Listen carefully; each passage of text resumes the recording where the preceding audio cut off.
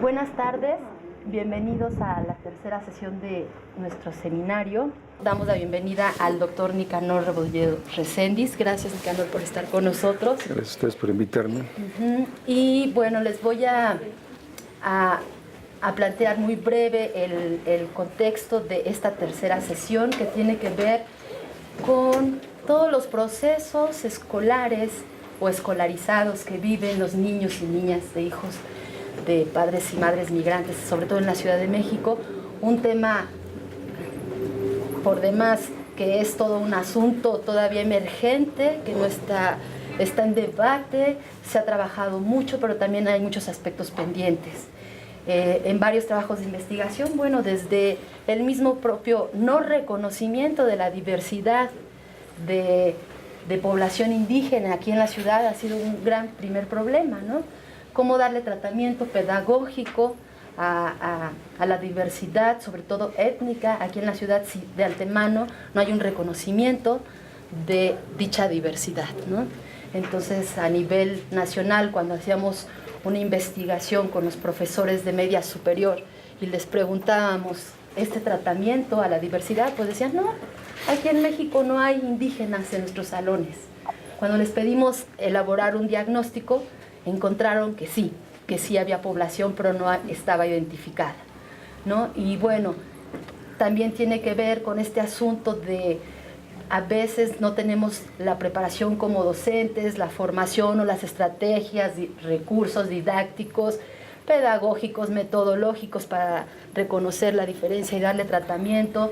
También nos rebasa el asunto de la discriminación o la discriminación institucionalizada, aún peor, ¿no? Por parte de las escuelas, directivos, profesores, etcétera, etcétera. Entonces, ante este panorama que es tan complejo y siguiendo el camino de lo que vimos en las sesiones, en la primera y segunda sesiones, que fue como un panorama más general de la realidad de los niños y niñas hijos de migrantes, pues bueno, de eso vamos a escuchar ahora a nuestros ponentes, ¿no? Y muy rápido presento al doctor Nicanor, ya es bien conocido aquí en casa, ¿no? Es una fortuna tenerlo aquí en la UPN, licenciado en Antropología Social por la Escuela Nacional de Antropología e Historia, la ENA, maestro y doctor en Antropología Social por la Universidad Iberoamericana, profesor investigador titular C en la Universidad Pedagógica Nacional. Actualmente es responsable de la línea Hermenéutica y Educación Multicultural de la Maestría en Desarrollo Educativo. Es investigador del Sistema Nacional de Investigadores, nivel 2, y es miembro del Consejo Directivo desde el 2017 hasta el 2019 del Colegio de Etnólogos y Antropólogos Sociales, AC.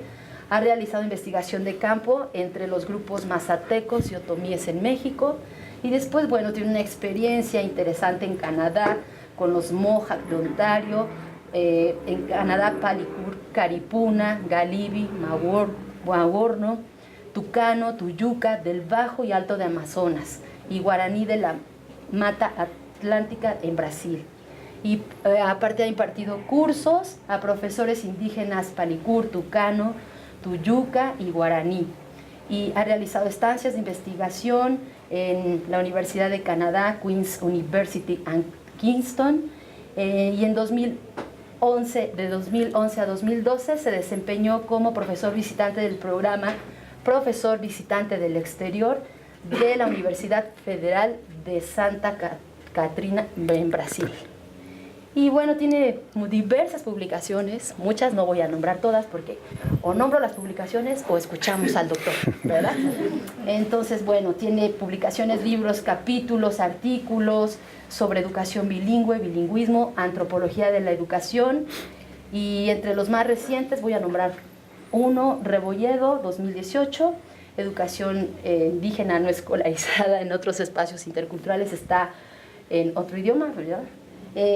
Y bueno, esto lo hizo en la editora Mercado de Letras en Brasil. Entre, bueno, varias publicaciones, ya ustedes podrán acercarse para conocerlas o bien están en línea. Y bueno, Nicanor, pues te dejamos. Muchas gracias por estar con nosotros y bienvenido.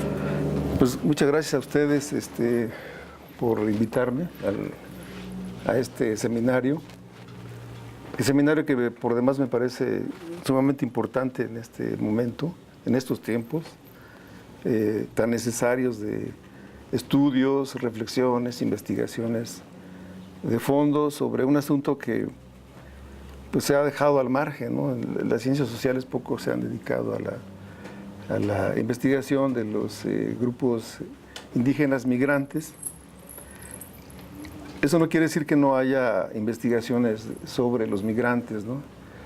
Yo creo que hay una tradición, por lo menos en la antropología, desde los años 50, que se empiezan a estudiar a los migrantes indígenas en las ciudades, ¿no? Y hay estudios clásicos, pioneros, ¿no? Muy controvertidos, incluso algunos de ellos. Sin embargo, pues son referencia, ¿no? Son referencia que no podemos dejarlas fuera de nuestras propias discusiones, ¿no? Sobre todo para ver qué tanto hemos avanzado. Efectivamente hay muchos estudios, ¿no?, que hacen reflexión teórica sobre la cuestión de la migración. Sin embargo, observamos una escasez en cuanto a la producción de conocimiento sobre multilingüismo, multiculturalismo y educación. O sea, esos tres aspectos, ¿no?, que no han sido bien comprendidos, y sobre todo para orientar a las políticas públicas, políticas lingüísticas, para los migrantes indígenas, ¿no? O sea, cómo comprender el asunto de las lenguas. En estas reflexiones teóricas, que no solamente se dan en México, sino pues, en casi todo el mundo, ¿no?, que están sufriendo movimientos de población del campo a la ciudad, y que dentro de esos movimientos del campo a la ciudad, donde no solamente se ve el problema de tipo económico, sino también el educativo. Entonces, las lenguas indígenas, pues yo creo que están muy presentes en esos movimientos, ¿no? Porque junto con los movimientos que hay de población, pues también vemos el problema que genera tanto el lugar de origen como el lugar de destino, ¿no? O sea, ambos sufren cambios, ¿no? Y esa es una discusión que se da en los años 50, con Óscar Ruiz, que el primero que abre una gran discusión de que el campo se ve afectado por los migrantes que van a las ciudades, ¿no? Y que mucho tiempo se vio que la migración provocaba un cambio cultural lineal, o sea, del campo a la ciudad. Los que iban a la ciudad se volvían citadinos, urbanos, etcétera, ¿no? Pues resulta que no, o sea, que de alguna manera también el lugar de origen, el campo, se ve afectado, ¿no? Eso sufre cambios producto de la migración. Y que los indígenas que llegan a la ciudad, pues también construyen nuevas formas de ser indígenas en la ciudad. Entonces vemos ese proceso complejo, ¿no? Y eso lo vemos en las escuelas también, no solamente en el amplio mapa de migrantes de la ciudad, ¿no? Tenemos un problema en las grandes ciudades que no sabemos con exactitud cuántos indígenas hay en la ciudad, ¿no? Virginia Molina hace ya más de 10 años, por cierto fallecida ya, trató de hacer un mapeo de la población indígena en la ciudad. Difícil de hacer, pero fue un intento, digamos, que no se continuó y no se sigue haciendo. Tal vez alguno, pero no estamos enterados de que así sea, ¿no?, de que se esté haciendo. Sin embargo, es un trabajo importante que se tiene que hacer, mapear a la población indígena en la ciudad. Así como sabemos de otro tipo de población que no necesariamente es indígena, ¿no? Entonces tenemos un punto ahí, una especie como de deuda o problema que no hemos abordado con suficiente profundidad. Nuestras estimaciones se basan pues, normalmente en los censos, ¿no?, de población. Y los censos de población, el problema que tenemos con los censos de población es que en los censos de población o hay subregistro quiere decir que no se registran de manera adecuada, hay imprecisiones, los indicadores que se usan para el registro de población indígena pues no son los adecuados, etcétera, etcétera. Entonces tenemos ese problema de que nuestra única fuente de registro son los censos. Necesitamos muchos estudios cualitativos que realmente nos ayuden a entender la dinámica de población, ¿no? Tanto el crecimiento de primera, segunda generación de migrantes a la ciudad y tasas de escolarización, de pérdida de la lengua, etcétera, etcétera, ¿no? Anteriormente, en los años quizás 70, 80, pues hay lugares de encuentro de la población indígena, ¿no?, como para ponerles un ejemplo. Tenemos el caso típico de las Marías que llegan a la Ciudad de México y que son detectadas, ¿no?, en las calles. Los lugares de encuentro naturales pues eran parques deportivos, los santuarios, la villa, Chapultepec, el Parque de los Venados, etcétera, etcétera, ¿no? Algunos templos, algunos tianguis, o sea, muy concurridos, los mercados. Era un poco el lugar de encuentro de la población indígena, ¿no? Pero en los últimos tiempos, yo creo que, según yo, a partir de los años 2000 acá, las escuelas están siendo ahora un lugar muy importante de encuentro. Yo no quiero hablar del caso de la pedagógica, ¿no?, que es un lugar de encuentro de población indígena. Pero así como hay otros, muchos más, que van desde el preescolar hasta la universidad, ¿no? Entonces, este lugar de encuentro es donde se tejen relaciones de paisanaje, de nuevas comunidades indígenas, ¿no? O sea, se forman nuevas comunidades indígenas. O sea, como dice un autor que más adelante cito, y en esto hay que comprender que la migración indígena, pues la migración ya no puede comprenderse solamente viendo la situación interna de las sociedades locales, ¿no?, sino que la migración es más transnacional, ¿no? O sea, el movimiento de población indígena es mucho más transnacional. Ahora lo vemos con mucho más claridad de población migrante que viene de Centroamérica, es decir, de Honduras, de El Salvador y Guatemala, ¿no? Que mucha de esa población, o sea, tampoco sabemos cuánta población realmente se está quedando en la Ciudad de México, pero que tenemos al frente nuevas demandas tanto de educación como servicios. Y tenemos, por cierto, la presencia pujante de lenguas que también están exigiendo lugares y espacios de reproducción. Entonces, ese es un fenómeno interesante, ¿no? Esto que para nosotros es nuevo. Sin embargo, ya no podemos ver el panorama así tan simple como que la migración nada más del campo a la ciudad, sino que la migración es migración transnacional, ¿no? James Clifford, que es un antropólogo que se ha dedicado a reflexionar sobre estos problemas de las diásporas y de las nuevas comunidades indígenas, ¿no? Las diásporas pues, se dan por diferentes situaciones, ¿no? O sea, por ejemplo, este fenómeno de movimiento de población del Centroamérica hacia Estados Unidos, pero creo también hacia México, pues no sé si lo podemos clasificar dentro de estos movimientos diaspóricos, ¿no?, de expulsión de población debido a la violencia, las situaciones que seguramente ustedes ya conocen y saben de cuál es el efecto de este tipo de movimientos. Entonces, este fenómeno, dice James Clifford, que es una sorpresa del siglo XX, ya digo del siglo XXI, se da con más claridad, ¿no? En donde, bueno, pues se forman nuevos núcleos y barrios indígenas, incluso que nosotros vemos con mucha claridad para el caso de México, que no son guetos, son barrios indígenas. El gueto tiene otra característica, ¿no? Son como las mafias, ¿no?, que los grupos que no pueden ser penetrados ni por la policía, ¿no? El caso del barrio Nopal es muy, se puede poner como un ejemplo de cuasi gueto, ¿no? Es decir, que allí no entra la policía. Allí el que entra extraño, pues no sale, o desnudo, o a ver cómo sale, ¿no? Pero no sale, ¿sí? Ese barrio Nopal es muy interesante, ¿no? Y de hecho hay una escuela al lado del barrio Nopal que de alguna manera también está estereotipada, está señalada como barrio de ladrones y por lo tanto hijos de ladrones, ¿no?, los que van a la escuela, ¿no? Y es un estigma con el que carga, ¿no? Y que bueno, yo creo que es parte de la labor muy importante que tiene que hacer la escuela para trabajar con esos estigmas que luego se forman alrededor de estos grupos, ¿no?, que llegan a la ciudad. Entonces, bueno, estos barrios, estos núcleos de población, pues forman, de alguna manera reproduce la identidad indígena, ¿no? Y eso que no llega a la doctrina indigenista así directamente, ¿no? O sea, pero llega de diferentes vías, ¿no?, para hacerlos indígenas, sin que ellos de alguna manera quieran serlos, ¿no? Pero han visto que es un gran negocio el ser indígena en la ciudad.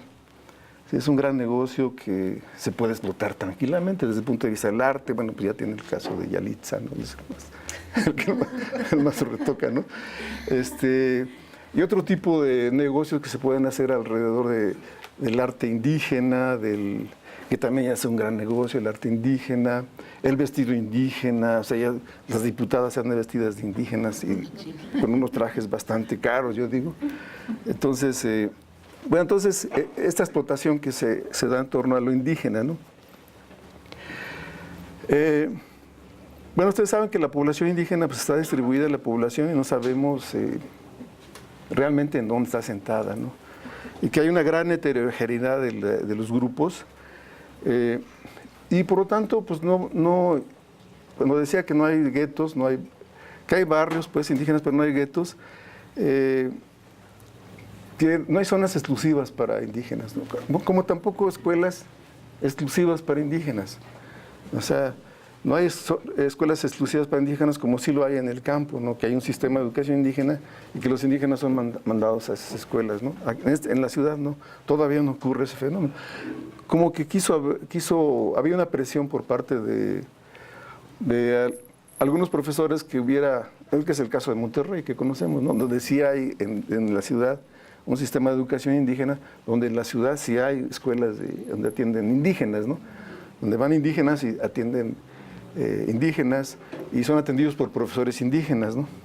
Pues en la Ciudad de México no ocurre lo mismo, es decir, no hay escuelas para indígenas ni profesores para indígenas, ¿no? O sea, hay población indígena, pues que en un momento dado se reconoce como tal, por varios motivos que no sé si nos tengamos a hablar de los motivos por los cuales se reconocen como tales, ¿no? Las escuelas con población indígena enfrentan casi todas ellas un problema que luego es muy difícil de poder afrontar, tanto los profesores como los propios estudiantes, ¿no?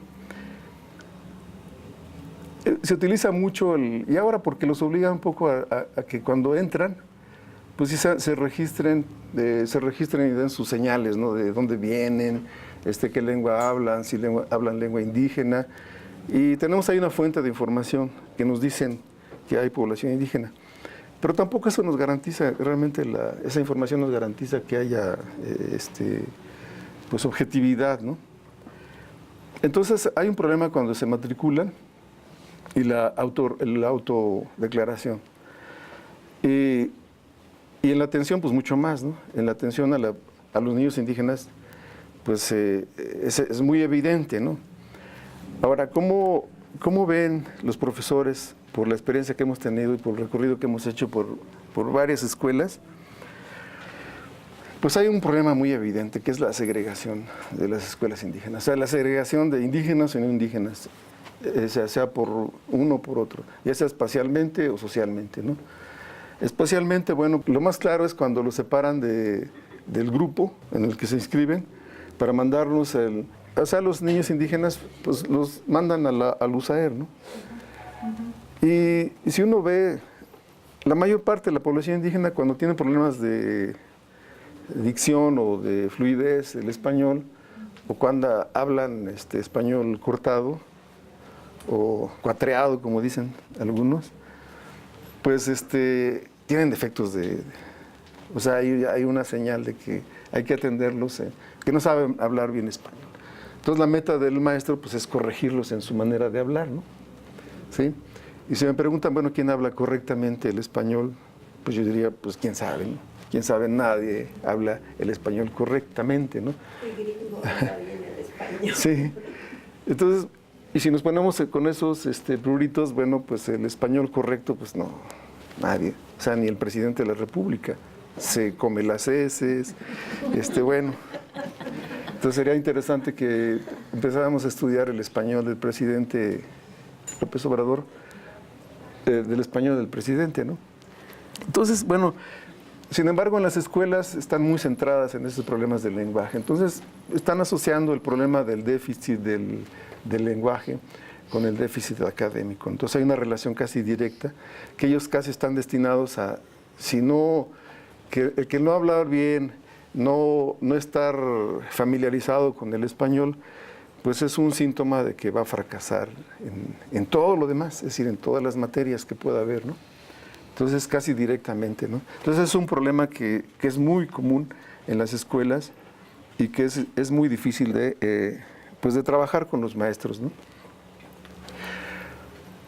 Y mucho más cuando encontramos diversidad lingüística en la escuela. Entonces, creo que ahí tenemos un gran reto. O sea, primero, tener diagnósticos muy cualitativos, etnográficos, para saber conocer esa diversidad de diversidades que siempre existen en los salones de clase y que mucha de esa diversidad está nutrida por la lengua, pues, y por la cultura, por las formas regionales que ellos tienen, etcétera, ¿no? Entonces, ¿cómo aprovechar eso que ha sido por mucho tiempo considerado como un problema de tipo pedagógico, ¿no? Y que sí, pues sigue siendo un problema, ¿no? En donde, si bien el niño o los niños, y sobre todo indígenas o de lenguas minoritarias, pues tienen derecho a usar sus idiomas para la enseñanza, ¿no? Que eso es un dato inexcusable, o sea que no podemos, es un derecho que el niño tiene de aprender en su propio idioma. Y el problema que tiene es que cuando llega a la escuela, pues existe una lengua del currículum oficial, que el niño tiene que adaptarse a esa lengua del currículum. Entonces, ese es el problema, ¿no? Cómo el niño se adapta o debe adaptarse de manera directa, forzada, a la lengua del currículum. Y ahí, alrededor, todo eso se generan toda una serie de broncas, ¿no? Que hay que entender, que hay que comprender cómo es que se da. Donde están forzados a aprender español de manera directa. Entonces, el derecho y la acción pedagógica, hay un conflicto que sí el maestro tiene que estar atento, ¿no? Ahora, ¿de qué manera? Bueno, pues yo creo que el seminario va a dar mucho para discutir, o sea, cómo podemos atender la diversidad lingüística, cultural, étnica, social, de género en un salón de clase, ¿no? Yo creo que ya hay muchos modelos que no son modelos únicos, sino que son modelos que dan alternativas, ¿no? Estas son las escuelas en donde nosotros trabajamos y de las cuales hemos extraído pues, muchas cosas, ¿no? O sea, datos, reflexiones, donde hemos incluso experimentado algunas propuestas de enseñanza bilingüe. Hemos ensayado para ver de qué manera podemos revitalizar los idiomas indígenas desde la escuela, o sea, un asunto antes impensable, ¿no? Que desde la escuela pudiéramos reivindicar las lenguas indígenas, ¿no? Impensable, ¿no? Porque la escuela es una contradicción en términos, o sea, la escuela no puede, o sea, la escuela es hegemónica, lengua única, lengua común, lengua hegemónica, ¿no? Entonces no era posible pensar una lengua, una escuela multilingüe, sí podemos pensar en una escuela multigrado, pero no multilingüe. Entonces, ¿por qué no pensamos las dos cosas, ¿no? Multigrado y multilingüe? Claro, eso implica otra reflexión, otra apuesta y otro tipo de análisis en los que podamos entrar. Bueno, los problemas de los estudiantes pues, son muy comunes. O sea, ¿por qué los estudiantes no terminan la escuela? Pues porque andan en movimiento, o sea, se mueven de un lado a otro. ¿Por qué? Porque los padres se van a trabajar, no tienen residencia fija, pero también porque reprueban, o sea, hay un índice de reprobación, no tanto por este movimiento, por el efecto del movimiento que ellos tienen, sino también porque reprueban, porque reprueban, o sea, no pueden pasar las pruebas, pues, así de simple, ¿no? O sea, el talón de Aquiles es, pues, las matemáticas y el español, ¿no? Ustedes saben que los índices no son muy bajos, ¿no? Comparados con la media nacional, ¿no? Entonces, donde reprueban en lengua y en matemáticas. Y las lenguas que nosotros detectamos en las escuelas en las que estuvimos trabajando, en las que hemos estado trabajando, algunas todavía visitamos, otras ya no, por mil circunstancias, ¿no? Porque uno tiene que estar dando clases aquí, asesorando tesis, pues ya no hay forma de hacer investigación. Muchas cosas, ¿no? Al mismo tiempo, entonces ya no hay chance de hacer investigación. Pero eso no quiere decir que esté así la situación, ¿no? Que uno no quiera hacer, pues porque la situación así nos obliga, ¿no? Entonces el fracaso lingüístico seguro se debe al bilingüismo. O sea, entonces las lenguas, de alguna manera, el hablar lengua indígena en la escuela es un motivo de fracaso, ¿no? Y yo creo que hay que verlo al revés, ¿no? Poco a poco hay que ir revirtiendo ese tipo de mirada. Y el fracaso escolar es fracaso lingüístico, o el fracaso lingüístico se debe al revés. O sea, sabemos que la escuela impone demandas lingüísticas que el niño no puede cumplir, ¿no? Y no puede cumplir porque no es objetivo de la escuela, ¿no? Entonces ahí es donde estamos viendo que hay un fuerte problema. Y cuando eso es así, bueno, pues los profesores dicen, bueno, si fracasa en lengua, pues va a fracasar en todo lo demás. O sea, y así es. Así como es un círculo vicioso, ¿no? Bueno, y espero que con estas reflexiones que les doy, pues haya cumplido con el compromiso de... Sí, pues bueno, muchas gracias. Bueno, muchas gracias, Gonzalo.